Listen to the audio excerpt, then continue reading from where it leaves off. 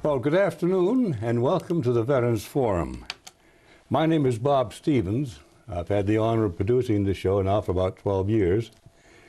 Today we're dealing, excuse me, from the studios here in Bedford, New Hampshire. The show is something that we hope any guy and gal who has served anywhere in any branch can and will share their experiences here with us in a televised interview. That information will be fed to the database in the Library of Congress's Veterans History Project, where it'll become part of our history. What we're doing, in fact, is quite simply recording history as it was made by the people who made it. Some of us were heroes, some of us weren't, just grunts. But the important thing to remember is this: each and every one of us had a job to do, and we did it. The problem, though, is if you don't tell your story, nobody else will, and that's lost forever. We're not out to recruit to do anything good or bad. We're just trying to give people a chance to share that.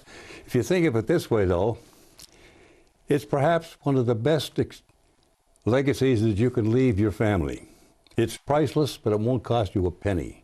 It'll answer the question, a lot of kids, "Hey, Grandpa, what did you do in the war?" Well, an old boat like me, you got to start counting backwards. When, what war? Give me a clue.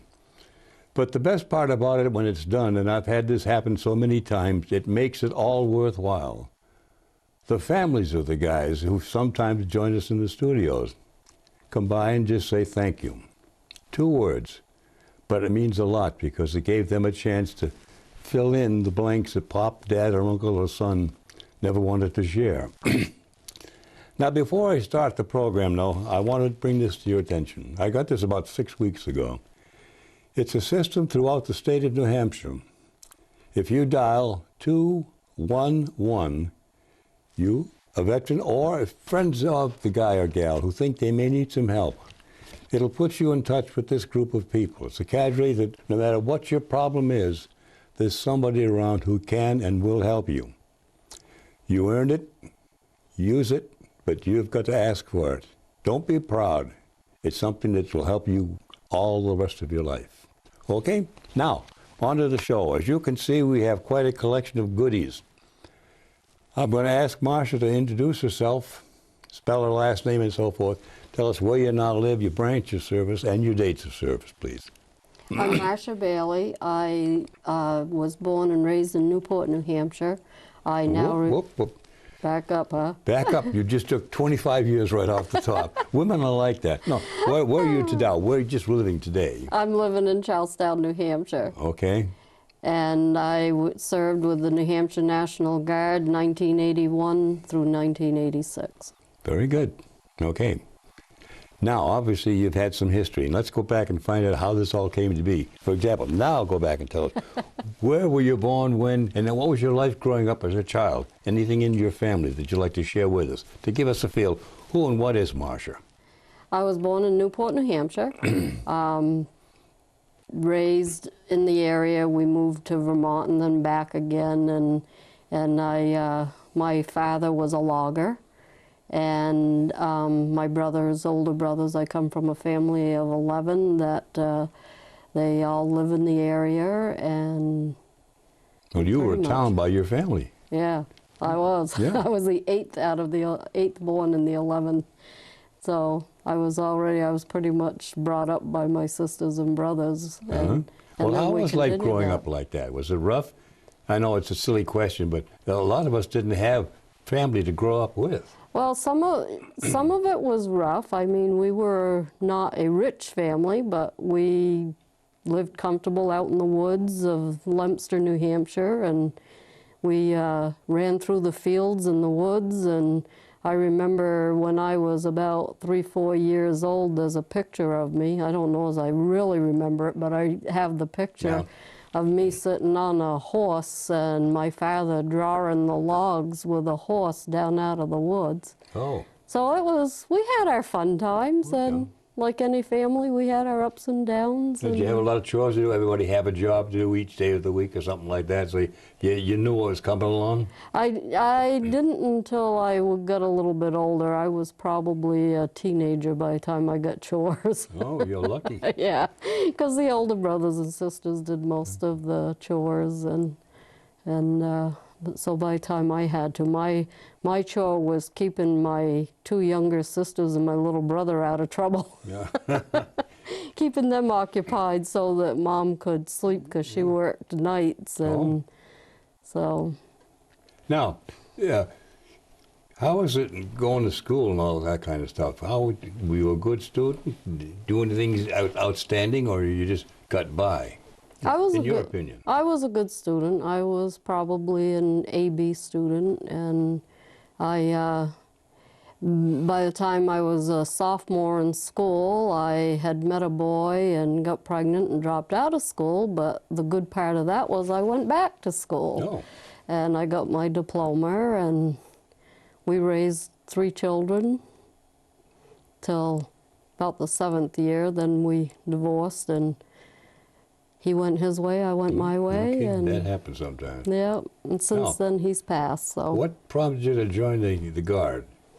The Army National Guard, I had the 3 children, and I was working in the woolen mill, and I needed a way for some extra money to give them the things that they needed for school and such, just a little extra money. And the guy that I was dating at the time was in the Guard. And he said, did you ever think about joining to get some extra money? And so I went and met everybody at the armory, and next thing I know, I was raising my hand and saying, I will. Yeah, yes. Forgive me what I'm about to do. Yeah. Okay. So, but it really, well, how was your early experience in the Guard? So what did you do? How did you become part of the group and so forth? Any particular training that helped you get along? well, I'd already known how, because my older brothers drove logging trucks, and I had already learned how to drive trucks. So okay, with the transportation unit then. it Yeah, is okay. transportation unit, the 744th Transportation in Claremont, New Hampshire, and they. When I first joined, it was the old 5-ton tractor trailer, the stick shift, 9 speeds, and you had to. I had Clutch, to double learn, clutch, and pray. Yeah, and then they had I think it was a 5-speed we went to. But then we had the deuce and halves and the big 20-ton dump trucks, and where we hauled gravel and all of that. And then in the early 80s, I think it was around 85 or 86, we got the 915 A1s. Which means what? The 915A1 was a larger tractor trailer. It had a 400 Cummins, and it hauled a 53-foot trailer. Wow. And we got those for over-the-highway hauling, and I had trained on them when I had done my basic in AIT. Would you explain, please, what AIT means so that the people out there can get an idea what's going on? AIT is Advanced Individual Training. That's the training that you receive after you do your initial basic training and learn how to survive. Then you get to go to Advanced Individual Training, which is your training that trains you for your MOS, for the job that you're going to do in the service. And your MOS is?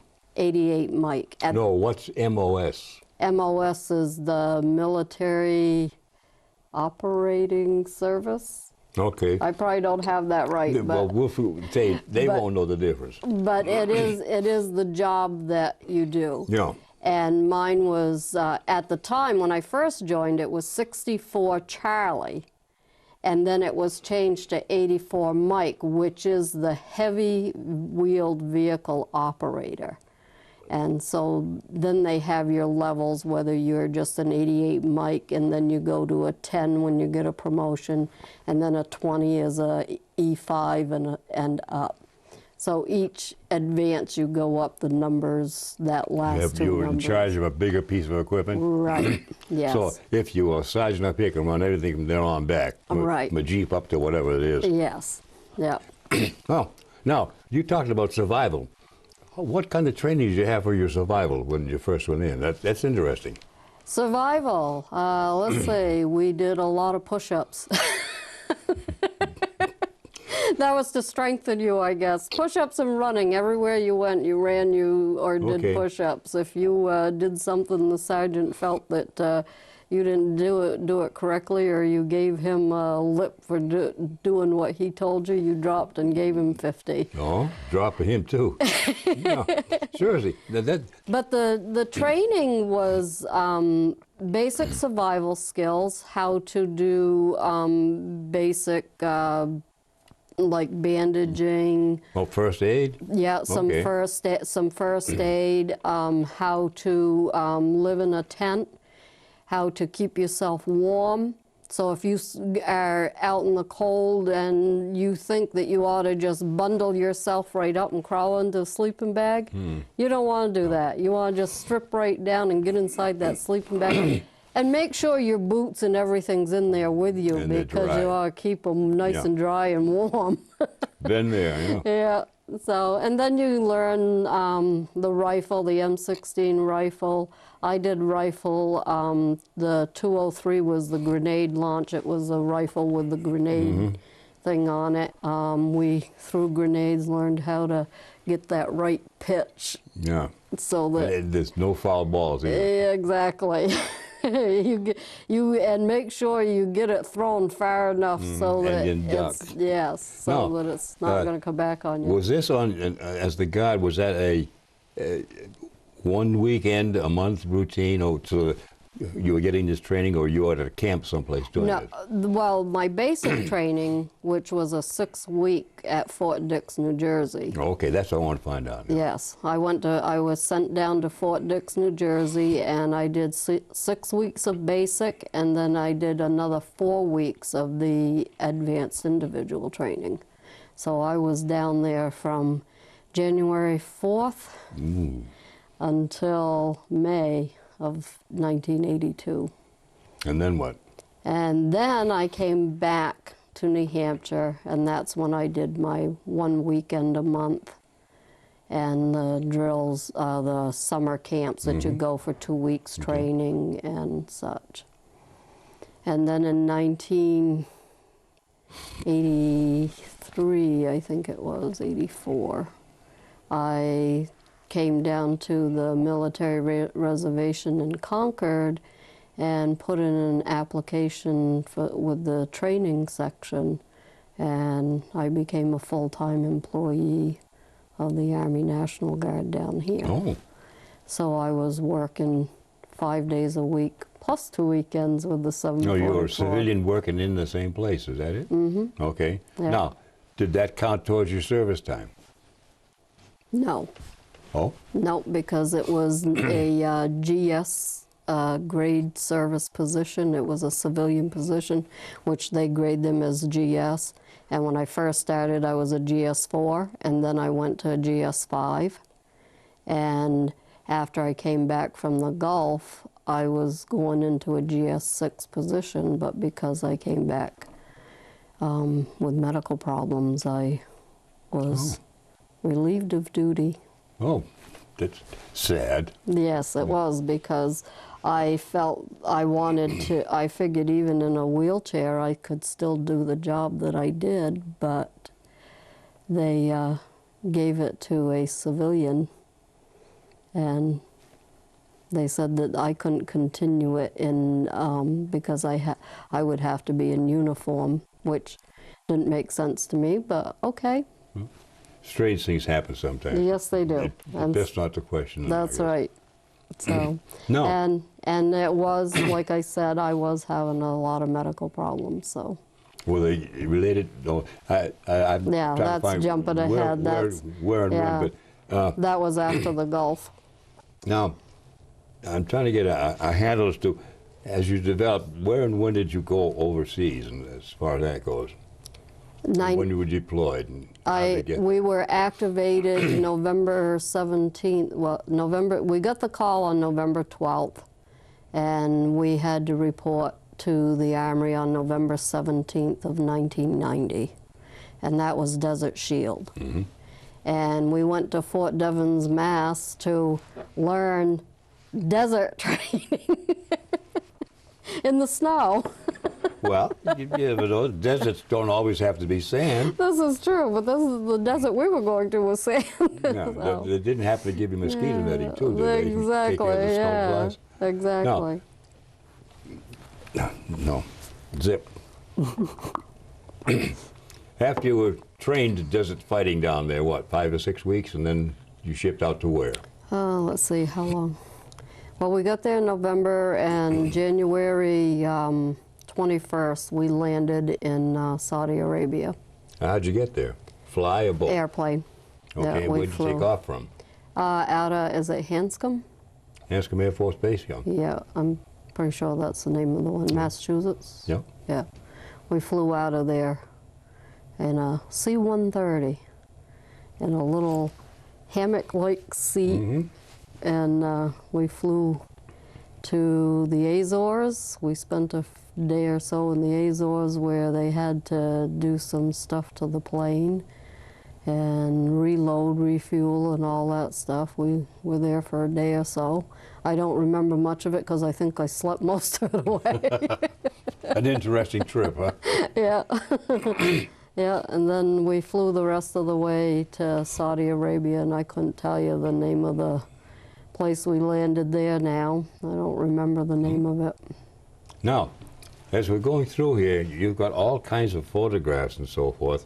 I'd like to, if we can, get to the, but I want to wait a second to find out, how was your reaction when you first got there? What did it take to get acclimated and get ready and get set to go and do your thing? When we got over there in Yeah. Saudi Arabia, when we came off the plane, we were escorted right directly into the hangar and right into MOP 4. MOP 4 is the biological chemical suits that we put on with a mask and everything. And we were in there in that for probably, I don't know, a few hours or so before they, still in MOP 4, they put us on a bus and took us to Khobar Towers, was where we lived for about a month. What was that, to insulate you from any bugs or from bringing bugs in or what? Quarantine, isn't it? Yeah, Mr. Hussein in his infinite wisdom was shooting Scud missiles at our forces, and when they'd go off, we had the Patriot missile that would take those out. Intercept. All right, and just to make sure, in case there was neurological or biological chemicals, they had us go into MOP 4 for our protection. Now, how does it feel? You're enclosed in the Well, if case, you're almost like a cocoon? claustrophobia, Yeah, let me you tell you had it, what, that's yeah. not a good thing to have that mask, because you have to make sure it's sealed good, so because you don't want any of the chemicals. Now, how to, did you stand the heat? Because when you're all crawling like a cocoon there, it's like a small oven. You're an oven. yeah, well, you perspire a lot. Yeah.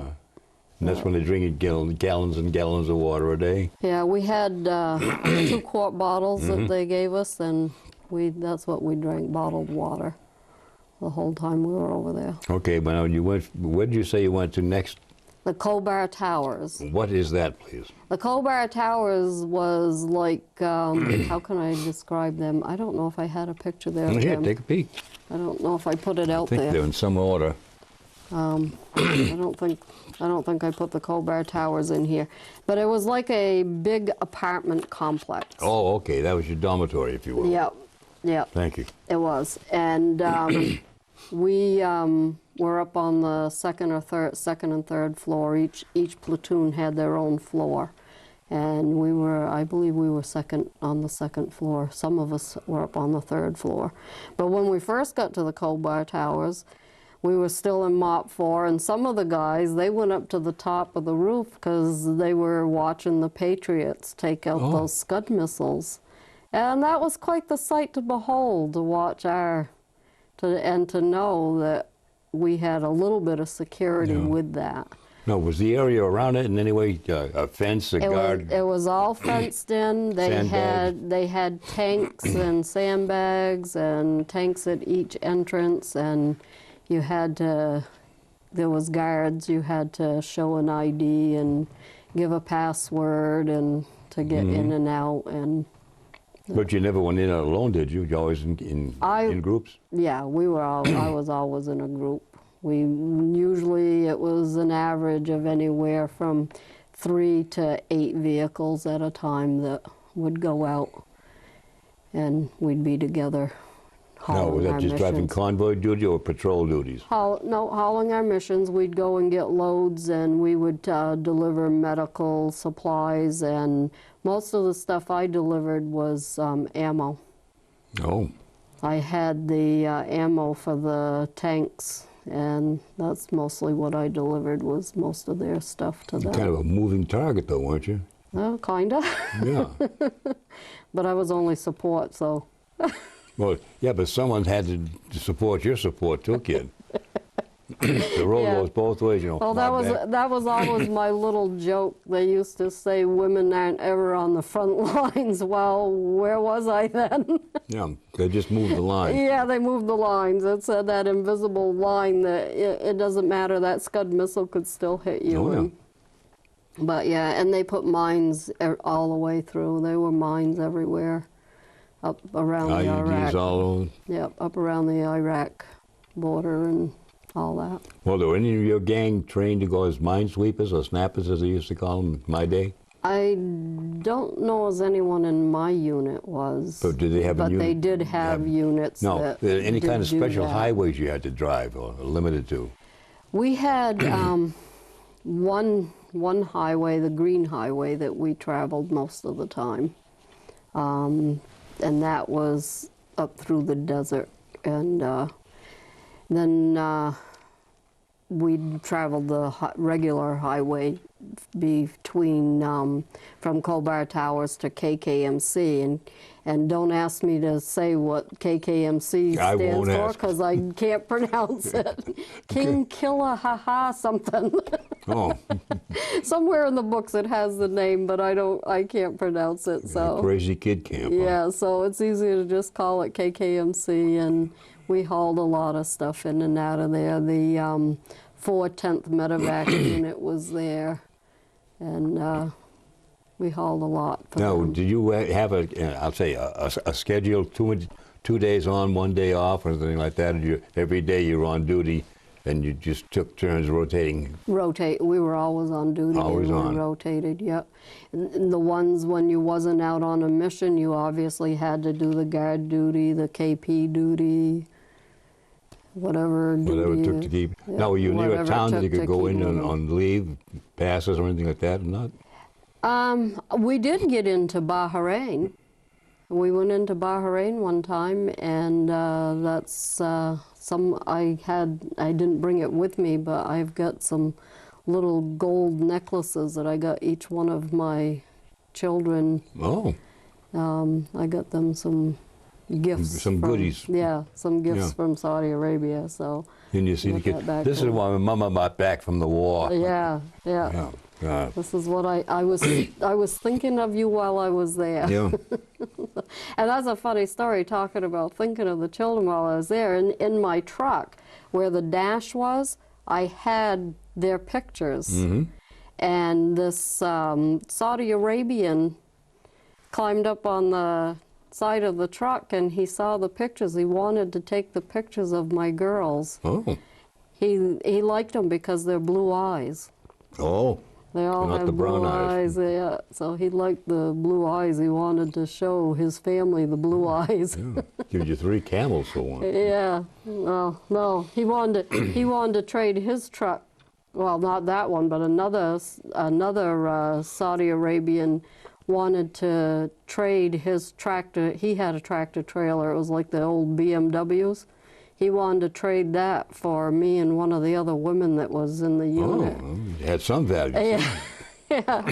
And John, we weren't married at the time, but he was the sergeant in charge of the NCOIC of the mission, and he was in charge, and he let him know right quick that we don't trade our women. Well, our women aren't for sale. Yeah. So No, those strange Yankees have good. Yeah. Now, on your convoys, how many times, if ever, or how often, were you surprised by an IED or something along the way? How many times? Well, a lot of challenge? there were other guys that experienced. We had one guy that when the Scud missile hit, the debris come down and took out their truck. Myself, I was in a convoy, and we were headed to the neutral zone, which is a little area between Iraq and Saudi Arabia, and Kuwait curves the edge of it. We were going up there to get personnel carriers. And I was the 8th truck in the convoy. I was the last truck in the convoy. And as each truck went through, sorry. A little water? No, I'm good. Each truck that went through, what we set off was called a bouncing Betty.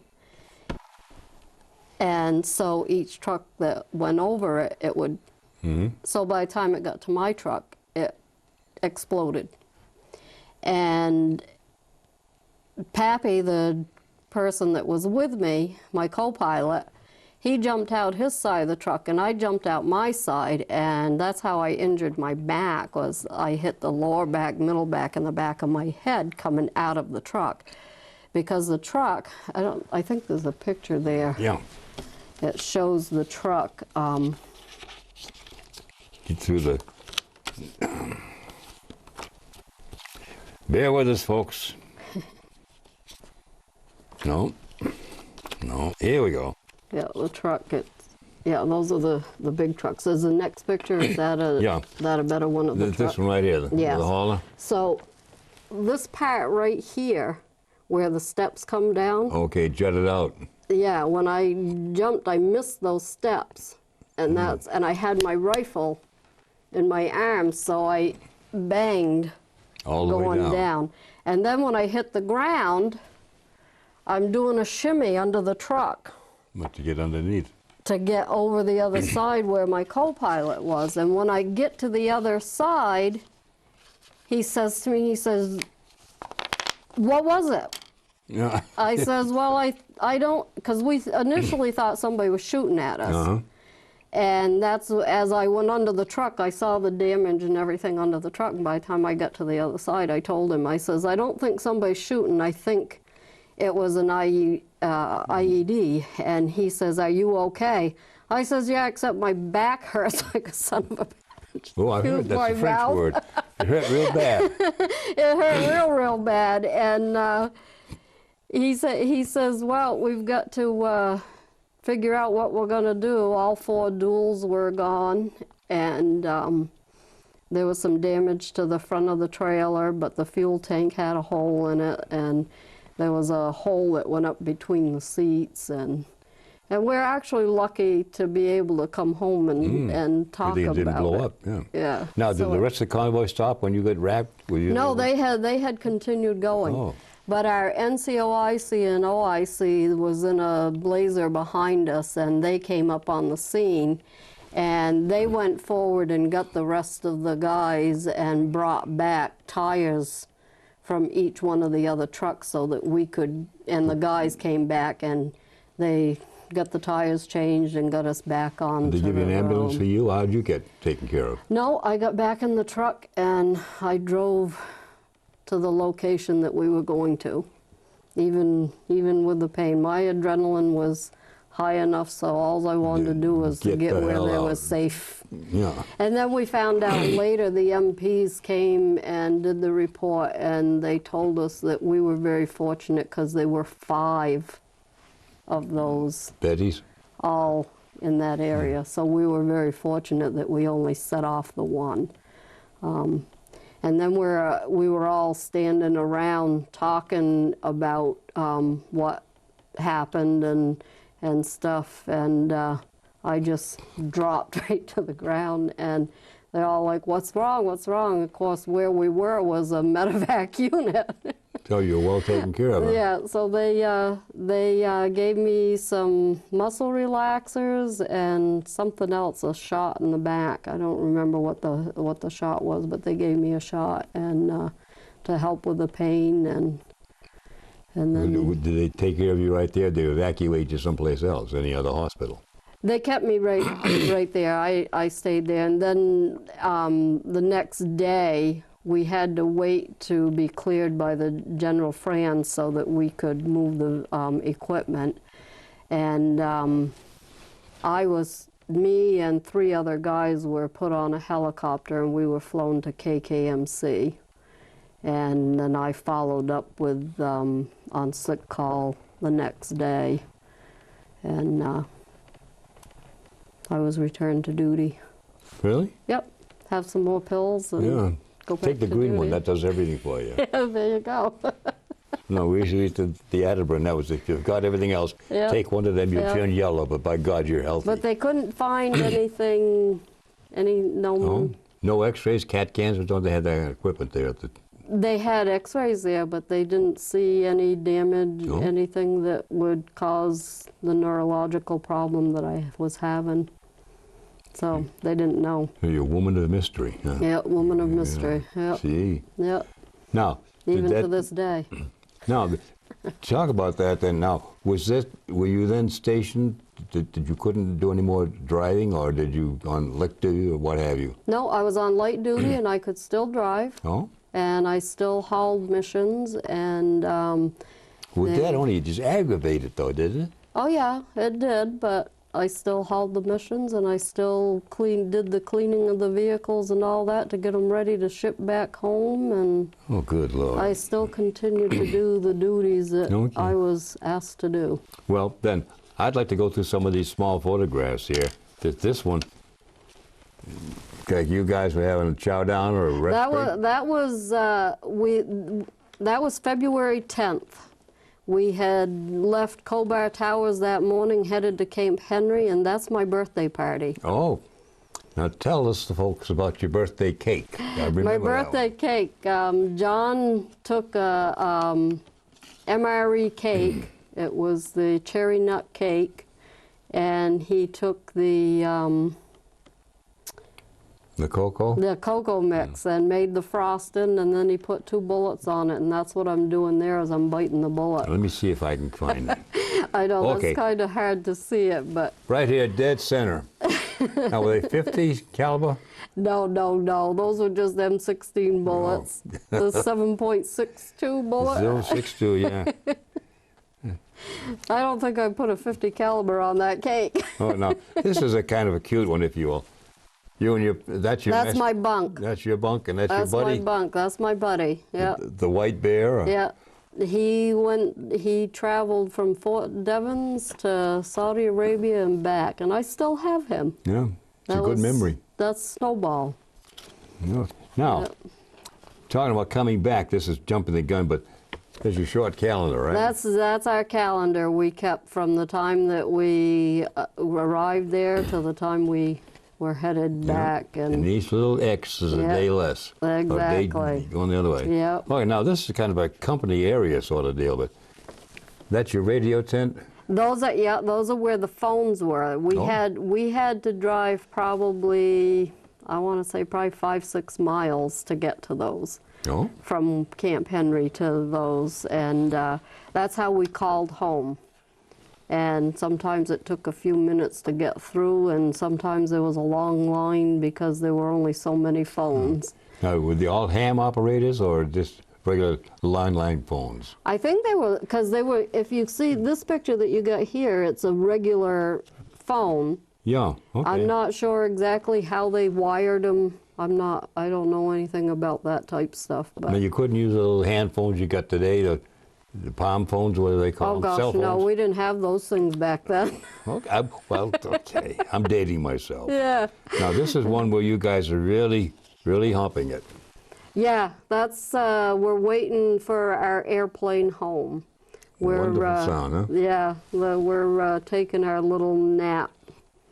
our chocolate chip uniforms that we got that morning. The sponsors. Well, Yeah. when you left there, how did you get home? Did you come back by C4s again? Or? No, we came back By in boat? an American airline, Oh? first class. It was an airplane that had about 3 floors to it, and Oh? TV and bar and restaurant. And you had rough duty? Yeah, we had rough duty coming home. I think I slept most of that too. Sack queen, huh? Yeah. I'm not, I don't like, I'm not a flyer. I'm not big on You flying. hold the knuckles and pull the plane up. Yeah. On the way over, there was one guy, John sat on this side of me, and one of the other guys sat on this side of me, and I think both of them had fingernail marks in their arms from where I had hold their arms, because I was scared to death Well, of you flying. didn't want them to fall out of the plane. I should have thought to tell them that. Yeah. Go back and do it. Yeah, I wish I had, like that song says, I wish I could rewind. Yeah. Oh, God, yeah. Now, when you got home, where'd you land? Back at Bedford? Back at Hanscom, yeah. Any kind of a big welcome Oh yeah, home there routine? was a big, they had a lot of, you come off the plane and you go through, you had the red carpet, and all your family, the members that could make it down were there, and Real it was good a time, good huh? welcome Oh, yeah. home. Unlike what John got when he came back from Vietnam. I know. But we have always thanked the Vietnam veterans for the welcome home that we Amen. got, because they were what did the welcomes. I know. I owe them a lot, too, because I was one of the lucky ones. I had one of these honor flights down to Washington Oh, nice. with Joe Byron and the gang. Yeah. And we got back, it must have been midnight, after midnight, and come down the concourse, turned the corner, we were all in wheelchairs and that, and da-da-da-da-da, boom, Yeah. boom. And boy, I tell you, The it was a wet tears. trip up that alleyway. It was, yeah. I wanted to ask the gal who was Yeah. pushing me, could we stop? Because I Yeah. wanted to shake hands with one of the Yeah. guys on that. Yeah. And she says, no, we have to keep moving. I said, Yeah. okay, but highballing the way by. We had that short hello with the family, and then we had to go to Fort Devens to do a debriefing. We did our debriefing, and then we took a bus back to New Hampshire. And the thing, as we flew over, coming back into the country, the thing that we all remember the most was the green, green grass. Everything was green, and it was beautiful. It was. It makes a really difference. fun. Yeah. It makes a big difference. Yeah. Now, talking about coming here, we got. We're going to show you this one. Now, this is, I guess, coming down Main Street somewhere. Yeah, that's Broad Street in Claremont. That's the fire department had Okay, the the big- flags out. And, yeah, and we drove under that, and then took a left around upside, because there's a big park there on Broad Street, and that's where they held the big. And that's probably your next picture, is the people that were surrounding that. Yeah, and there The it is. gazebo and on the common, and there were thousands and of thousands people. of people. There were. Yeah. Yeah. Yeah. It was a great And it says welcome May of home. 1991. It's a happy day with a lot of happy people. Yep. Written on the back. Yep. That's the best thing. My wife used to make me do that in our photographs, because I wouldn't remember Charlie even saying. But Exactly. okay. Now this is a little special one right here. This is, I guess, your custom-made. God knows what it is. That's a trike. It's a 1964 Corvair trike. When I got out of the wheelchair and I was walking with a walker, I wanted to ride my motorcycle again. And I couldn't. Every time I'd go out on it, I could ride all day long. But when I stopped for fuel or anything like that, I was tipping it over. My legs just would not hold it up. And my husband, John, who served with Yeah, me, just right there. this is painted on it. It's in his memory. After we came back, he took care of me.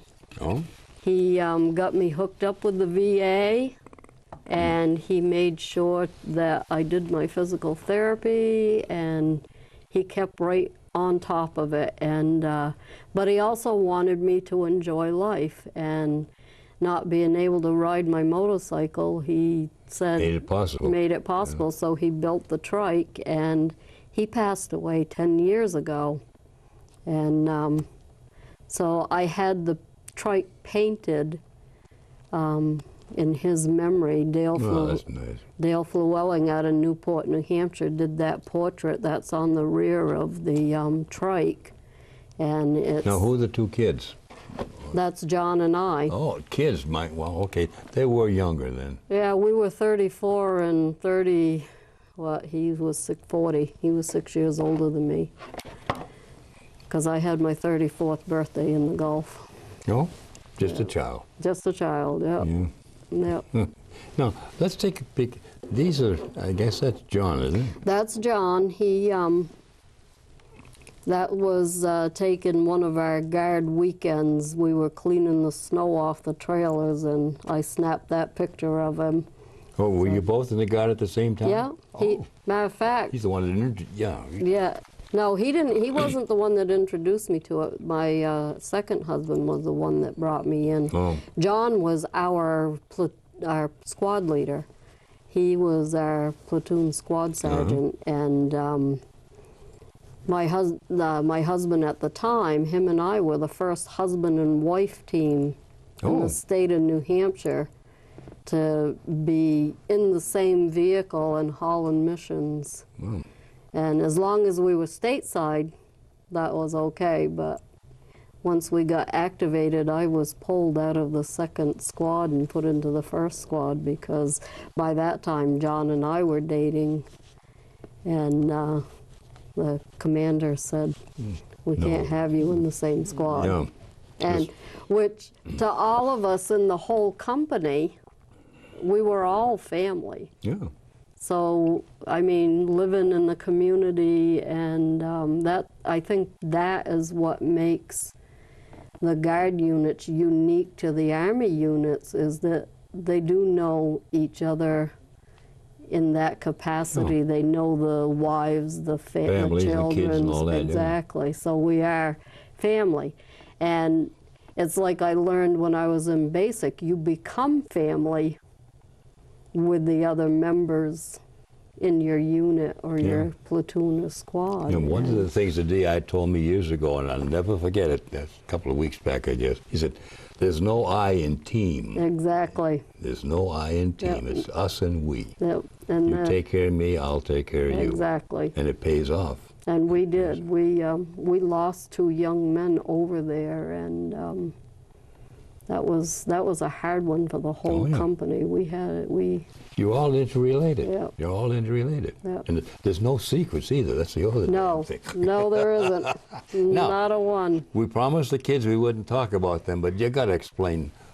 Those were my reason for joining the Guard, because I wanted that extra income, and I wanted to give them some extra things that they need.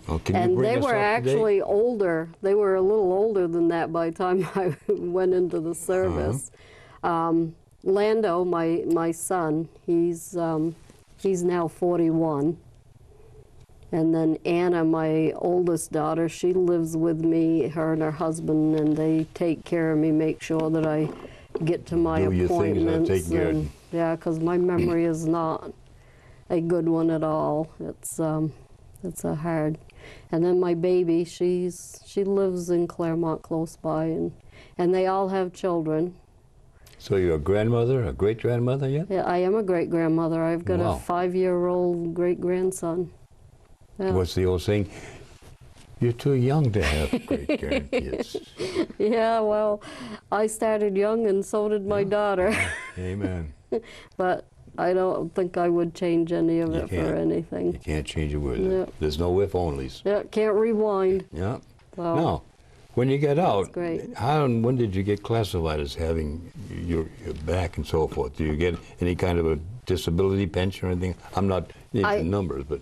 I have PTSD, and for those that don't know what that is, they should. It's post-traumatic stress disorder caused from the trauma and things that I went through, and I still have the nightmares and stuff. But I am 100% disabled. As far as my back goes, I've tried to get that service connected, and they come back with, well, you're already 100%. Yeah, you can't go anymore. Well, it's not a point of not going anymore. It's a point of to have it covered. Oh. Exactly. Yeah. For your medical. And It's not covered? Well, they take care of me, but they could refuse to do anything that was connected with the back. And all these years, all they've wanted to do is just hand me pills. And I'm not one, number one, I can't remember to take them. Well, that's half the fight right there, you know. I don't hurt except when I keep hitting it. You know? Exactly. If you can't remember to take them, you're not helping yourself. So back here, it's been over a year now. A year ago, December 27th, I had a disc replaced in my neck that was bulging, caused from me hitting the back of my neck. And I haven't had a headache since then. Oh, that helps. I have gone and I have 2 more procedures that are going to be done on my back, I think. I shouldn't say I'm gonna, because I'm not positive exactly what's going to happen there, but they are doing procedures on my back to help with the pain, so that I'm not having the excruciating pain. I asked this personally. I have something called spinal stenosis. Is that what you have? No, I don't. I have because I've been the same idea. Yeah. They say it's a flip of a coin. You have someone operating on your back, your spine. I want to do it, but I'm afraid to. You should check out the new back laser surgery. I've read about it, but I've heard 50-50. It's like Democrats and Republicans. It's good as bad, as bad as good. Well, I know a few others that have had the procedures done, and they said they should have had it done 30 years ago. Oh gosh! Now and I know for Mm. me, I'm glad that I've had my procedure done, because it has made a difference. It has. Well, they're doing a lot of magic. That's for damn sure. Yeah, medicine has come a long way. I used to say, how come they didn't do that when I first came home? Because they didn't know it. Exactly. Let's face it, we've been on the cusp of an awful lot of history and brand new things that, you know. And we've been guinea pigs for a lot of stuff. I mean, you think about when we first joined the service, all the inoculations and everything that you had, and then, like for me, and I still think that some of my neurological problems are caused from the PB pills, and no, I can't pronounce what it's meant, but they gave us those little white pills for neurological warfare, and we took them, and I still think that that's some of the problems that I have with the neurological, the fibromyalgia, and watch your language. Yeah, I know I did that F word again. Yeah. Yeah, like fine, friendly. So, to that point, I'm taking some of your time. I should, but you bring back a lot of memories. My granddad told me, when Kenny and I were in the service back in Blumpty Blump, he said, if you can't pronounce it, don't put it in your mouth. There you go. But half the stuff, if you don't, when you talk about your needles, yeah. when we were in, they had something like a lance, and now they have a squirt gun. It just impregnates you. Yeah, yeah, exactly. But it still happens. Yeah. Now, the anthrax shots, I mean, all that stuff. Well, I'm going to take some of your time and see if we can explain some of these photographs. Now, that's you back where and when? That's in 1982. That was taken at the, I won't get it right, and it's right here in New Hampshire, the Boston thingy. We were down there for a 2-week camp, and... Miles Standish, down the Cape? No, it's right here in New Hampshire. Matter of fact, it's just up the road. You take a turn up here off of 114, and it'll take you right to it. Okay. Off of that's 114. Oh, we'll hold it up. Maybe somebody will identify it and it'll give you a road map back. But anyway, it was during one of the summer camps that we were out in the field, and that was the gear that we Okay. That's my rain gear. I think I got on there with my mask, and this right here is the holder for my gas mask. Oh, I'm sorry, gas mask, my protective mask. you look like a happy camper, though. I was having a pretty good time that day. Yay. Amen. Now, Not all military life was bad. I know. Let's go here. That was a certificate of commendation that we received from the 7th Corps. General Franks, as you can see, signed it. That was thanking us for our Amen. service in Desert Storm. Now, I'll save this for last. Oh, medals. Your plaque there, if you will. I'd like to try that one. This is this was given to us when we came back also, and it is heavy. Okay, I won't drop it, Mama. Well, it is. It's a piece of granite. It's supposed to symbolize the New Hampshire granite state. And it's kind of funny because that piece of granite actually came from Pennsylvania. But don't tell them. The New Hampshire granite, they couldn't carve it properly, I guess. Oh, well. So they got it. But that was a thank you from the First New Hampshire banks to all of us. Each again, one of us got one with our name and things And on here's it. the fruit salad. There's the fruit salad. That's my DD-214, which every service member gets when they are discharged. And that's a very important document. Damn right. As you said, the 211 calls, the one thing that you got to remember that any of those service organizations, you need 6 months or more of honorable service for them to help you. And that's what that piece of paper tells them. Now, can you walk through the different medals? Oh, those medals. They should be right there in the bottom. I can read them. Yeah, I don't know if I can read them. One is the service ribbon for my service. One is the National Guard ribbon. And then I have the Saudi Arabian service ribbon showing that I served over there with the 1 star. And then the Kuwait Liberation. And this one here is my primary leadership. Oh, you were a leader of Ming, huh? I did the basic primary leadership school. That gave me my sergeant stripes. Yeah. And then I was I don't have it in there, but I have the marksman rifle, and I also have a grenade one, but I couldn't put my hands on it, so I said, well, we'll someday. get to it, yeah. Now, kind of wrapping up a little bit.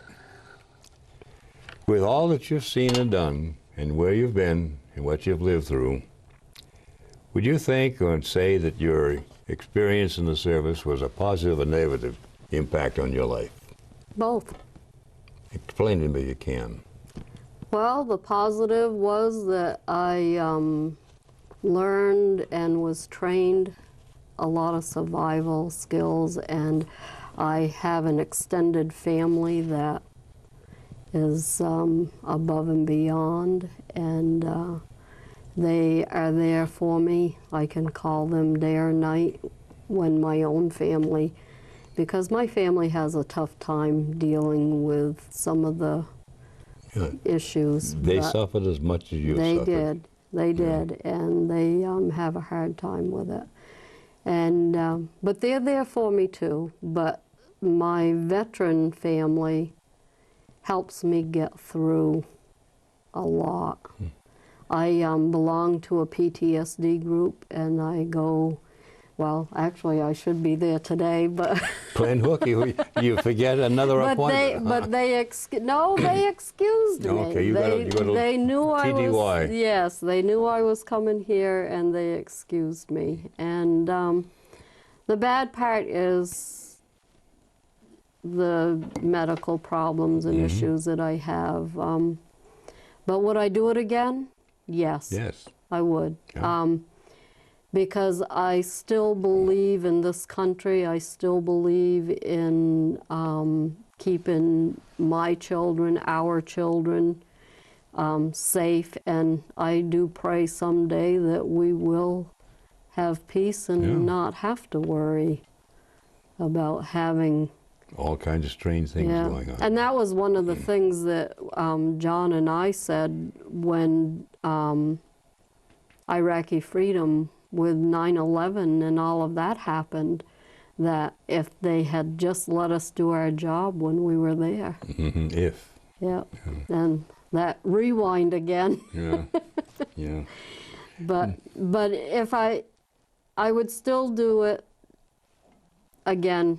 If I was called today, I would do it. Oh, good, good. I right now am, and even with all my disabilities and everything since John passed away, it was because of him that I walk today.